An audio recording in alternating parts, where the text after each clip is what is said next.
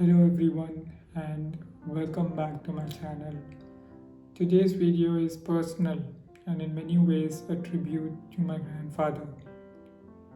He passed away recently after years of suffering, and my family went through 13 days of traditional Hindu rituals to mourn his demise and honor his soul's journey to the afterlife. I'll be honest, his passing brought us relief because we believe he is now at peace. It also brought up emotions, questions, and realizations I felt compelled to share. Now, this video is my reflection. I know that every person grieves differently, and every family has its own um, customs and traditions. And I, being a Hindu, will have different experiences from others' beliefs.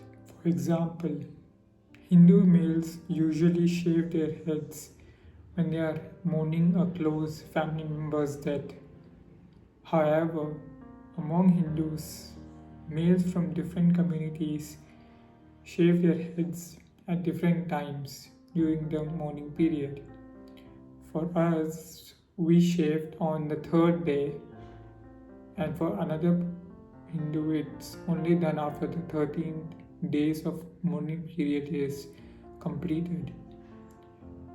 Anyway, I hope my experience resonates with anyone who has ever lost someone close. So I'm breaking this video into 3 parts to take you through each stage of my journey in the last 13 days.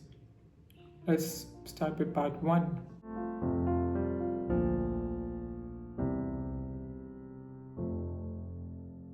Now, the first 3 days after my grandfather passed away were a blur of intense emotions. It's difficult to describe that initial shock we all had, that hollow feeling that someone so significant is simply gone. It was like time stood still, yet we had things to do to inform others in our family about his demise and to make arrangements for his cremation. I did not get to talk to him much in his final days. I don't even remember what we last talked to each other. On those days, I found myself struggling with some heavy questions I hadn't really faced before. I wondered if I was truly prepared to step up when my father's time came. Would I be able to carry the weight of my family's needs, provide for them, and support them emotionally? These thoughts felt almost intrusive but inescapable. But then I thought about what life might be like without my parents someday, about the loneliness and the emotional emptiness it might bring. It was terrifying but also clarifying. I saw how much time we waste on petty things, anger, resentment, jealousy, fear of others' judgments.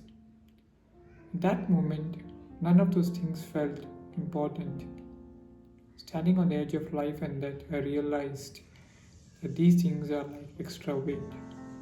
We're carrying a weight that distracts us from what really matters.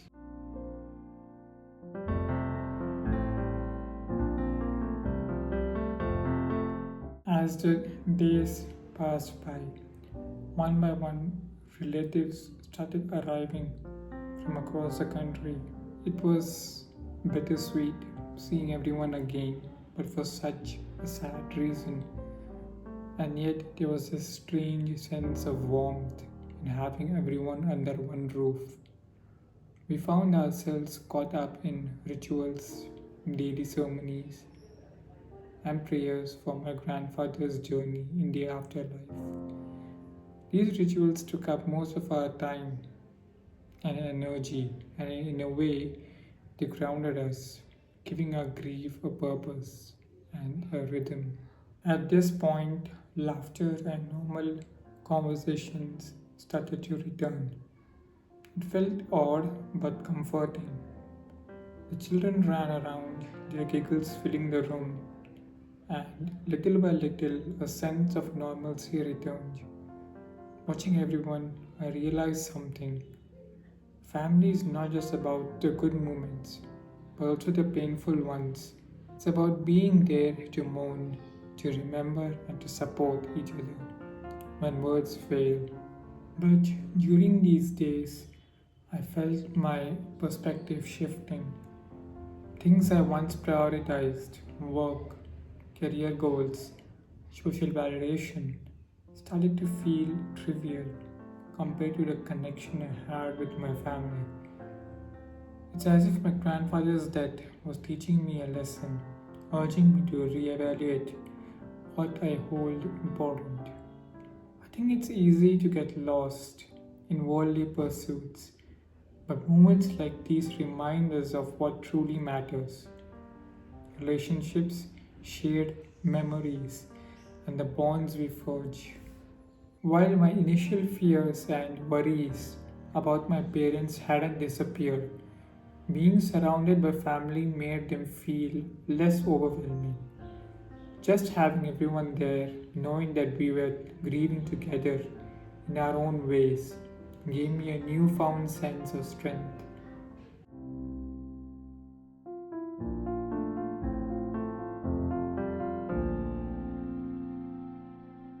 By the 10th day, life began to settle.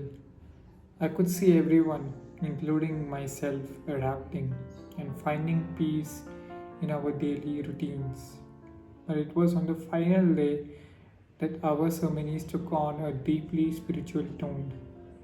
We performed the Havan, the ritual of fire, for 2 days. We offered prayers for my grandfather and ancestors, invoking the divine energies to guide him. As the flames rose, I felt a strange peace wash over me, a calmness I hadn't felt since he passed. It was as if in that moment I could sense him. I felt the weight of all our prayers, all our love, reaching him wherever he was, assuring him he was not forgotten. But yeah, standing by that fire, I had an intuition, call it a feeling, that he was at rest, that his spirit was watching over us, content. It was a profound experience, one that left me feeling connected to something larger than myself, something eternal. Reflecting on the days in the last 2 weeks, I realized it was not just about grieving my grandfather, but also about understanding myself.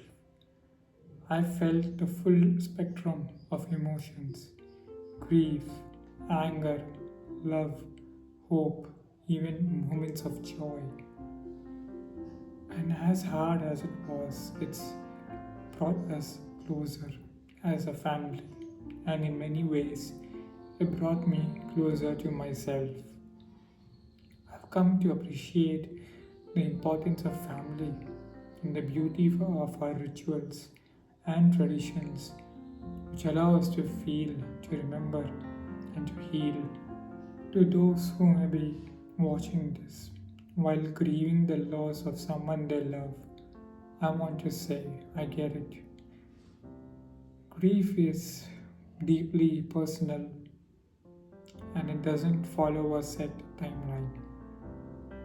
Some days will feel easier, others may feel impossible. For some, it lasts a few days, and for some, it takes weeks, months, or even years to heal. Maybe even never.